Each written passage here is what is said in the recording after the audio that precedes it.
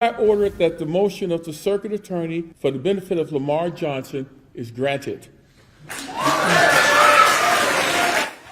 A tense face melting away with tears. Tonight, Lamar Johnson is free from a murder conviction for a killing in St. Louis in the early 90s. Tonight, Only News 4 was there as his team took him to his first bar, Maggie O'Brien's by Union Station.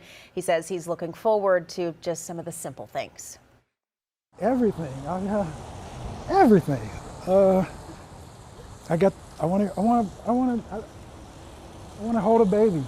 You know, I want to stand in line and be frustrated because it's not going fast enough. I mean, all the things that I think a lot of people may overlook and maybe even be annoyed by, I want to experience, you know, and so that's what I'm looking forward to doing.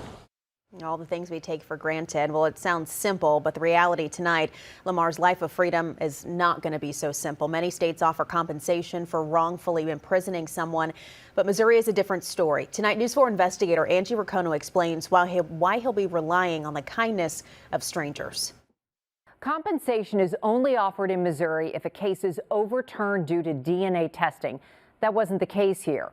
But if this case was heard in Kansas or Illinois, it would be a different story.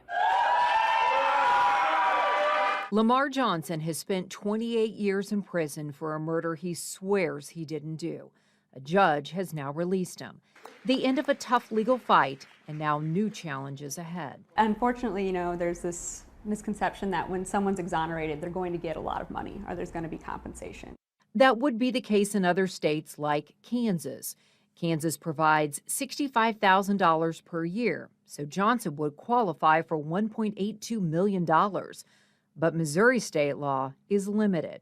In Missouri, that ability is really just non-existent. So Missouri does not provide compensation for individuals who are wrongfully convicted unless they are exonerated through a very specific procedure in which that person is requesting DNA testing, and that DNA testing leads to evidence that proves their innocence. The Midwest Innocence Project represented Lamar Johnson for a decade.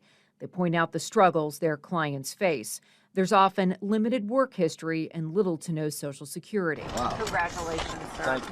It was a similar story for Kevin Strickland. Never give up. He was the first person to be released under a new state law that allows prosecutors to take old cases back to court. Strickland spent 43 years in prison and left in a wheelchair. He was worried he'd be homeless. A GoFundMe raised more than $1.7 million. And I just want to thank them and let them know that I don't think I'm going to have to live under that bridge. Were you worried about that when you were getting out? Yeah. I mean, you know, anybody can become homeless at any given moment. And for be coming out of prison with no real work skills and, you know, career work history, you kind of up against the wall there. So, yeah, I had some serious concerns coming out of prison where I wouldn't even have a change of shoes. One of the first things Johnson discussed with us was looking for a job. So if anybody want to give a job opportunities, they have a guy out, get them started. I'm dependable, loyal, and I'm ready to work.